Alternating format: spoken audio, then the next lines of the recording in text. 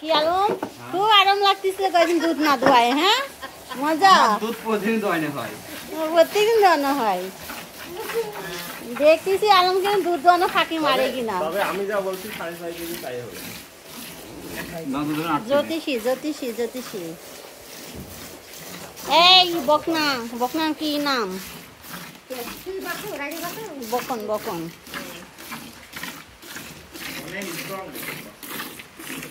দেখছেন দুধ দোয়াতে পারে না, বান নরম আছে না আলম? ওই যে মুন্ডির মতো বান নরম আছে। কত গাল দুধ দোয়ানি হাতে।